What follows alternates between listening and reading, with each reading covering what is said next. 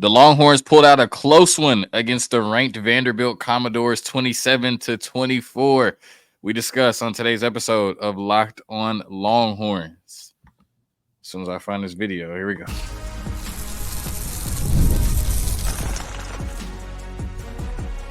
You are Locked on Longhorns, your daily podcast on the Texas Longhorns. Part of the Locked on Podcast Network, your team every day. Locked on Longhorns, the show. Jonathan Davis, your host. Today's episode of Locked on Longhorns is brought to you by Gametime. Download the Gametime app, create an account, and use code Locked on College for $20 off your first purchase. Of course, Tony Monk joining me. It is not Monday. It is Tuesday, but he's still joining me for the first episode of the week. We got the Vanderbilt takeaways and reactions in the first segment, players of the game. We can do this again because Texas won in the second segment. And then I go solo in the third segment to discuss the Heisman candidates. Dropped it down to 4. I don't even think there's 5 Heisman candidates for real. So I got the 4 top Heisman candidates going into the next week of college football. All of that and more on today's episode of Locked on Longhorns, part of the Locked on Podcast Network, your team every day. So before we get started, just some quick housekeeping notes. Of course, Tony was scheduled to be on every Monday of the college football season, but we did not have a Monday episode this week. Somebody, I'm not going to say who, somebody went out of town this weekend and lost their damn mind. You know what I'm saying? So much so that we could not have a Monday show. And y'all probably don't even care about the Vanderbilt game no more. Y'all probably done already moved on, thinking about the bye week. I get it. But we still got to talk about what happened in the Vanderbilt game, 27-24, Texas, right? And so, you know, should have been out on Monday. It wasn't. It's going to be out on Tuesday. I hope y'all still feel the same way. All right, here we go. Tony, I'm going to go first as always. Takeaways and reactions. I'm a little rusty. I haven't recorded in like a week. So, you know, put the church bells up for this one. You know what I'm saying? I don't know. We're going to see. I thought my first takeaway after what I watched was Steve Sarkisian did a really good job of making Quinn Ewers comfortable coming into this game. You know, I thought with all the talk around Quinn Ewers and how he looked against Georgia, I'm seeing segments like Todd McShay doing segments about Quinn Ewers' draft stock. I'm like, oh, shit, you know what I'm saying? I'm like, oh, like, damn, you know what I'm saying? Like, it was that crazy. And just a lot of talk, you know, fans were like, we're ready to see Arch. I mean, it was just a lot of talk about Quinn Ewers' performance against Georgia and, you know, how troubling it may be. And so I wondered coming into this game, did Steve Sarkisian get back to the basics? Because against Georgia, you weren't able to run the ball well. So did he just come out and say, we're going to run the ball down Vanderbilt's throat? Or did he take the opportunity to rebuild that confidence in Quinn Ewers, mostly that he ruined, you know what I'm saying, or at least altered a little bit by putting in Arch Manning last week? Does he come out and just kind of throw it all over the yard with Quinn and say, hey, you're still our guy, and, you know, give him an opportunity to really get comfortable, get confident again going into the second half of the schedule in this SEC stretch? And I thought he did that. I thought that he came out and really let Quinn Ewers throw the ball a lot. 37 passing attempts. Obviously, you had to kind of, you know, get some first downs and ice the game at the end, but still 37 passing attempts is pretty significant for Quinn Ewers, especially in this type of game where you had a double-digit lead. And I thought he allowed him to play within himself and do the things that Quinn Ewers does really well in this offense, right? We saw Arch Manning pushing it all over down the field, but Quinn Ewers, short game, intermediate game, getting the ball out of his hands quickly, and then relying on the running game and the yak yards after catch from our receivers and our tight ends. Because when you look at Quinn Ewers this year, only 5.9 average depth of target, right? So his targets are only going about 6 yards down the field. There's been a lot of quick stuff, a lot of stuff around the line of scrimmage, and then relying on your playmakers to be playmakers in open space. So almost every pass I remembered was either off the RPO or the play action, simplifying things for Quinn, giving him easy reads, one read, and then he was, you know, able to dice up the Vanderbilt, you know, defense. I think at one point he had like 15 plus straight completions or something like that, close to that. So he was really, you know, dicing them up. Like I said, a good amount of throws, you know, were at the line of scrimmage, you know, screens, quick passes, and then you're letting those guys break tackles and do what they do. So a bunch of play action, a bunch of RPOs, and a bunch of screens really getting Quinn Ewers comfortable. And then you were able to move the ball down the field and still score points because your running backs, you know, wide receivers and tight ends were making plays after the catch. And then when he needed to, when the options were there, when it was available, we did see him push the ball down the field a little bit. Not a ton, right? But he pushed the ball down the field to DeAndre Moore, had a big completion, went down the field to the tight ends, Gunnar Helm and Amari Niblack a couple of times. And then on that corner route for Ryan Wingo, even though it wasn't completed in the end zone, I like the fact that he went deep with that one-on-one opportunity. So we saw Quinn Ewers for the most part stand around the line of scrimmage, stand with those safe throws. But then when the defense did give him those one-on-one opportunities, he was able to take it down the field. And then you talk about not only making him comfortable with the quick stuff and the intermediate stuff, getting him into the rhythm, but you also ran the ball 27 times for 126 yards between Jaden Blue and Trey Wisner. And that allowed him to be comfortable and allowed the play action to be a lot more effective. So certainly loved what Steve Sarkisian did for Quinn Ewers. And I thought he was able to build his confidence and getting a rhythm in that game outside of the 2 interceptions. Matthew Golden, I think he's being underutilized. That's my takeaway. Right. That's my second takeaway. I think Matthew Golden is being underutilized. I think we've done a great job of rotating in the wide receiver room. And, we kind of have this attack right now with our wide receivers where anybody can come into the game and be that guy, right? On any given Saturday, it could be, Jonte Cook or DeAndre Moore, like we saw this past Saturday, Matthew Golden, Isaiah Bond, when he's been healthy. You really don't know who you're going to have to key in on, right? But Matthew Golden is a guy in this offense, right? Like even with all of the wide receivers, I thought coming into the season, Isaiah Bond and Matthew Golden would be those alphas. And I just feel like we haven't done a good enough job of getting him the ball consistently, letting him be a playmaker. We saw in that Georgia game, he's clearly our best man coverage beater. It felt like he was open every time on the broadcast and they weren't really getting him the ball. Then, the last 3 games, Isaiah Bond hasn't really played. And over the last 3 games, Matthew Golden only has 6 catches, right? Like when you look at his production the last 3 weeks, with essentially Isaiah Bond missing those games or not playing a full half or not playing at all. 1 catch for 23 yards against OU, 3 for 77 against Georgia, had a couple big opportunities, and then only 2 for 9 against Vandy. On the second drive, he has a beautiful one-handed catch in the end zone for a touchdown and then only gets 1 more catch the entire game. Like why are we not targeting Matthew Golden? Why are we not making it an emphasis to get Matthew Golden the football? And I think that's why the offense is bogging down at times, because we're taking the open man, we're getting to the short stuff and, kind of taking what the defense is giving us. But at what point do we say Matthew Golden is one of the best players on the field? We need to make an effort to get him the ball and allow him to make plays. We're not doing that enough. Only 24 catches through 8 games and 6 catches without your wide receiver 1, Isaiah Bond, on the field. We need to get him more. Last thing I'm going to say is a win, but I was not impressed. I was not impressed with the Texas Longhorns on Saturday, and I understand it's the SEC. Right, I understand it's tough football in the SEC. I understand this is the best Vanderbilt team we've seen in a long time, right? But coming off of a loss to Georgia, I wanted more. I wanted to see more. I wanted to see the Texas football team that did not play a game within 15 points the first half of the season before they played Georgia. They're up 21-7 against Vanderbilt. I wanted to see them put their foot on their neck and win that game by 21, 28 points and show everybody, like, yeah, Georgia's just a really good football team, but so is Texas, a legitimate championship contender. Instead, you end up in a dogfight with Vanderbilt and get down to an onside kick situation at the end, 27-24. I mean, that's just ridiculous. 10 penalties for over 100 yards, 2 turnovers on offense. You forced 3 turnovers, really 4, if one wasn't called back for a penalty on defense, and you still only win by 3 points. Vandy had 4 sacks and 9 tackles for loss. And after Texas went up 21-7, they go punt, field goal, interception, punt, field goal to end the game. Texas should have won that game by 3-4 scores. The fact that they won it by 3 points concerns me, especially coming off the way that they lost to Georgia. So a win is a win. I get it's the SEC, but I wasn't really that impressed, Tony. Sorry I talked for a long time, but go ahead. Nah. I was honestly hoping, John. I thought you was going to be a little bit too nice on this segment this time because they got the win. And by all means, again, Texas fans, a win is a win in the SEC. You take it however you can get it.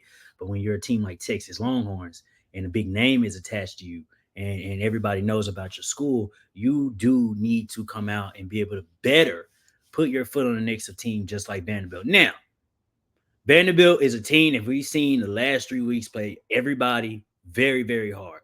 This team coming into this game leads as far as taking points away from another team and then scoring behind that. And they kind of started doing a little bit of that in this game. But just to get to the good stuff first, and I'll get around to what I didn't naturally like about what I've seen with Texas. It was like you said earlier, Sark was able to get this run game going, which helped Quinn Ewers to get comfortable. Obviously, it started out a little rocky with the tip pass for an interception. Most times, I guess we can use this as a saying that I use for the NFL, but guys get paid too. But now college guys actually get paid too. and some of those guys got NIL deals on the opposite side of the ball. So, hey, credit to them for making a play, and they forced an interception, all those things. But eventually, Quinn did begin to let it rip, right? Stood in the pocket, showed some really good confidence. I think Sark's scheme definitely showed up early. It became questionable later in the game, but at least from the early part, Sark definitely showed that, hey, let me go ahead and get my quarterback going. Let me get my guy in the groove again, because we hadn't really seen Ewers kind of be as comfortable as he had been in games past as he was on Saturday. So it was very good to see. He handled the pressure well. Could have done better, but again, the line, John, got to talk about this offensive line. This is what, 2 games in a row? 11 sacks allowed in these past 2 games. This is our offensive line. We spoke very highly about them in the first couple of games. Now it's kind of getting to that point where I'm getting to be a little concerned about them and what we're doing. Maybe it's just from a blocking scheme, but we definitely have to get better. Texas should have won this game, though, John, handily. And credit to Sark. I know he tried to get the run game going in the second half and try to defer to that, but a lot of the penalties kind of took us out of that. Again, like you said, 10 penalties over 100 yards. Even in the fourth quarter, Texas had 6 holding calls in the fourth. Team problems are really starting to stack up on this team. And with the 4 sacks we've given up, I'm starting to wonder, John, is Sark's scheme starting to be a bit more easy to read? This team is known for a lot of RPOs, short passing game, quick timing pass. And when you interrupt that a lot and make Ewers have to really get on the move, you can kind of knock this Texas team off its game. Again, I just really feel like teams could be kind of catching up to that passing attack, and obviously seeing what Georgia did. And no, Texas isn't going to always face a Georgia-like defense, but that doesn't mean people aren't going to watch the film and try to take some of the good things that they do and apply it to what they can do on defense. Vanderbilt was a team where you actually had to watch out for them coming into this game. And shout out Diego Pavia, man. The kid didn't give up, right? He kept his team in it. He gave Ewers the best challenge he could possibly have on the opposite side of the ball, but they had their opportunity. Texas had its opportunities to put this game away early. The second half was just super, super concerning for me. My concerns are just more or less with that offensive line and anything you just do to the block, and then the amount of times that I thought Quinn was under the wrist. You don't want to see 2 turnovers again. I can give him a pass on the first one. The second one, I'm like, okay, you know what I'm saying? But a good game, and I think to the credit in which you said, where you want to see guys like Matthew get more opportunities. When you have a team like Texas and you're offensively constantly switching in guys in and out, you don't allow guys to get the hot hand. And the hot hand is real. Sometimes guys just need to keep getting the ball, and then they can explode all over the field. Maybe Golden is that guy. Maybe Isaiah Bond is that guy. But we won't naturally know that watching this Texas team, because we're built on having multiple guys a part of the game. And maybe a lot of that is just due to saying we don't want wear and tear to catch up eventually, or you want this guy to be healthy when it's all said and done. And who knows, maybe Sark unleashes this entirely new offense that we hadn't seen one time the playoffs started. Maybe then Isaiah Bond and Golden, those guys are consistently getting the ball. Look at Trey Wiseman. You see what happens when he gets going, right? And yeah, he's splitting carries with Jaden Blue, and I think I like that 1-2 tandem that they have, but I would like to see Sark kind of give more opportunities to some of these offensive guys that he does see making plays. Yes, I love to see Ryan Wingo and those guys and Jonte could be able to get on the field and be able to make plays. But I also just kind of want to see what happens if Isaiah Bond has 11 catches, or what happens if Matthew Golden has 9 catches. Like, how bad do we do teams at that point, other than you having to switch guys in and out, and then you hoping that you can still have some type of consistent offense? Guys can cool down. Standing on that sideline, and you expect them to get back up. And lo and behold, we're able to go and catch 40-yard bombs and throw the ball 20-plus yards downfield and still score. But I think for what a guy like DeAndre Moore did, right, finally healthy as well, just really kind of being able to have that opportunity. Like, I do want Sark to find your guys that you know for a fact can really come in and make this offense move from a consistent standpoint. I like the fact of being able to roll 9 guys out on offense, and then you sub them and roll these other 4 guys out. That's all well and fine. But again, I think and it could lessen the predictability as well. It could lessen the predictability of your offense, knowing that if we don't see a lot of these guys so much, then yeah, we want to make defenses account for a lot of things happening. That's cool. But if you just settle on something, You give your guys opportunities to make more plays than what they're giving. Again, those are kind of a lot of my takeaways. It was a good win. They still won the game. Vanderbilt is a team that you had to respect coming into it because the Longhorns was on upset alert coming from the Georgia loss. So again, win is a win. They pulled it out. We'll take that. Yeah, and you talk about, possibly being predictable. I'm not sure that it's the offense that's predictable. It could be the way that Quinn Ewers is playing. And obviously we got a victory, so I don't want to be, too nitpicky here. But no, I don't want to nitpick at it, John, but I mean, again, I can see, and we only seen 2 weeks of this so far, but a team like Georgia and then a team like Vanderbilt is kind of able to, crash down on that RPO like they had kind of been doing. Vanderbilt ain't Georgia. But I can see, this team is, they're trying to zero in on what Texas can do offensively, what they're best at. Right. So when you look at it, 37 passing attempts, 18 of them within 5 yards or less. Right. And so when you talk about predictability, if the quarterback is not on half of his passing attempts, isn't looking past 5 yards, then you kind of get an idea of what the coordinator wants to do, but also what the quarterback wants to do. Yeah. Right. And you can condense the defense if okay, well, half of his passing attempts are going to be within 5 yards or behind the line of scrimmage. And so then when you talk about the playmakers thing, I think Matthew Golden is open down the field. Now, I'm going to preface this by saying I'm not sitting here watching the all 22. You know what I'm saying? But I think Matthew Golden is getting open down the field. The problem is Quinn Ewers getting to him in the progression if he's not the first read. And, that remains to be seen. All right, a quick word from our sponsors, and then we get into the players of the game who showed out against Vanderbilt on Saturday.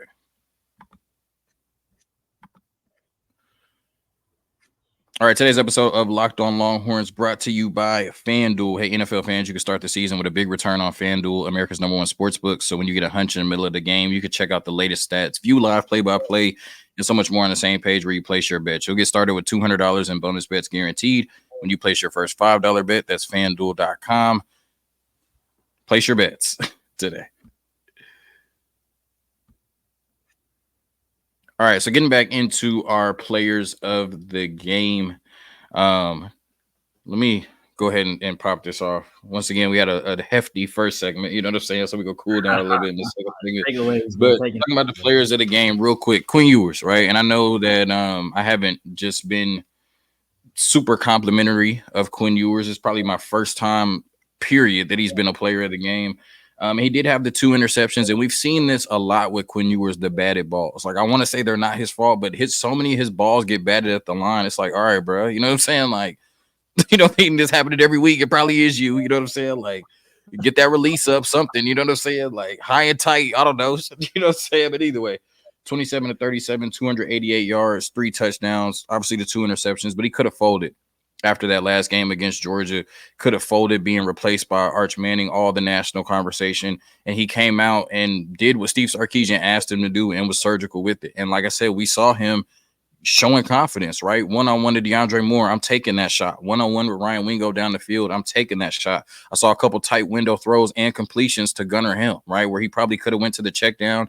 Instead, tried to push the ball down the field. He's not Arch Manning. Like I said, his average depth of target is less than 6 yards this season. Like, he's not Arch Manning, right? But we saw him take some chances in this game, and that's all we're asking for Quinn Ewers. We know they're down there. Take some chances. He did, right? So he's still one of my players of the game. Jelani McDonald, when you lose Derek Williams in the OU game, you say, okay, Jelani McDonald, he's going to have to come in certain situations. Then you lose Andrew Makuba and forget certain situations. Now Jelani McDonald's on the field for you. He was really good in this game. Great defensive showing, 7 total tackles and 1 tackle for loss from Jelani McDonald. Super talented at the safety position, and he showed why everybody was so high on him coming into the season. Trey Wisner. I mean, he just took Jaden Blue's job, and he has not looked back. 22 total touches for 118 total yards. Did a really good job of allowing Quinn Ewers to be comfortable with the running game, opening up the RPO and play action.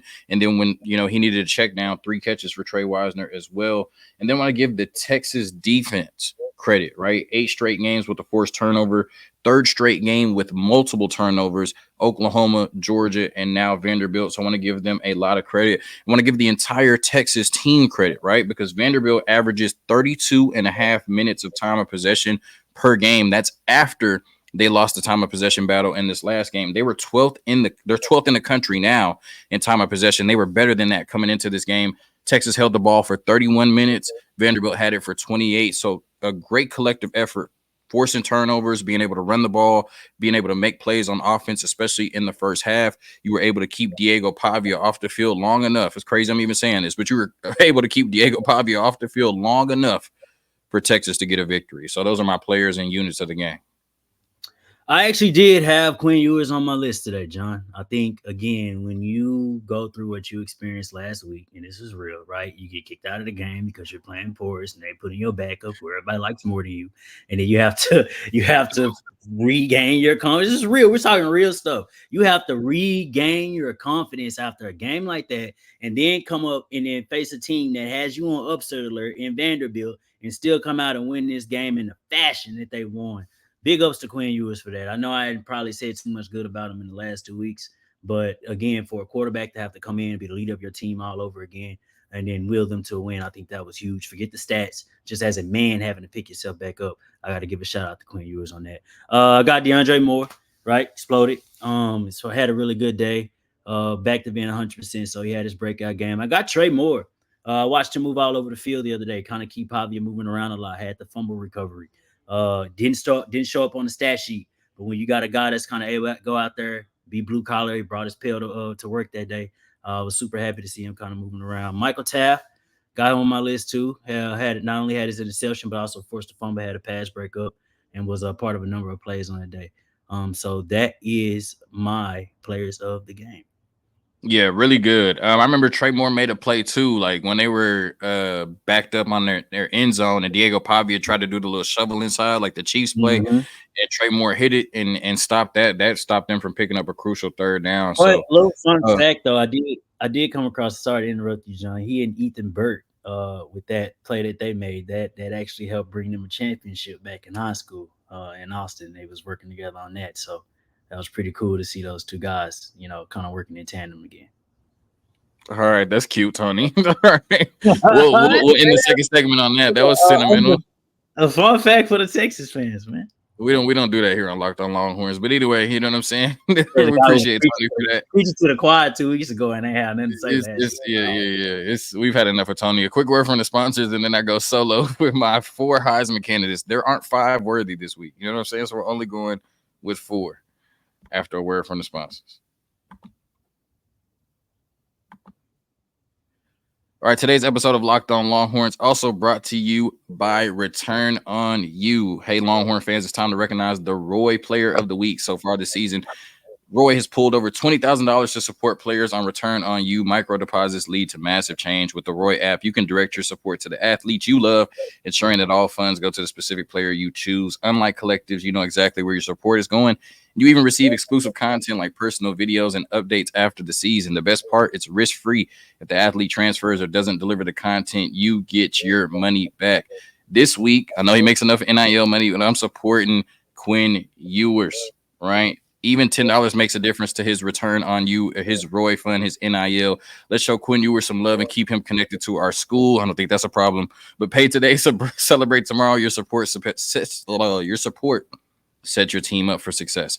Plus, don't miss out on Roy's exciting giveaway. Win 2 tickets to a game in November. Just download Roy Return on You, create an account, and enter referral code Locked On, and you're entered already on Roy. Any contribution to an athlete's campaign also gets you entered automatically. No purchase necessary. Void where prohibited. Download Roy now and join the NIL game with no subscriptions and fees. And be sure to check us out on Instagram, Facebook, and X at Roy_Return on You for more info. Roy, support the players and change the game.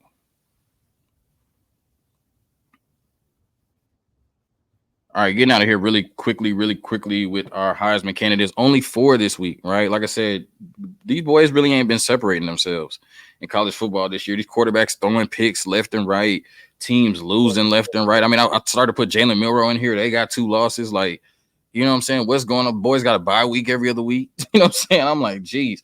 So we only got 4 players in our Heisman rankings going into this week. Y'all probably don't listen this far in the show anyway, so it don't matter. Number 4, Ashton Jeanty. 1,426 total yards for Boise State and 19 touchdowns. They still have not lost since they lost to Oregon, but he looked human this week, right? I saw boys talking about take his under. His under was set at like 192 yards.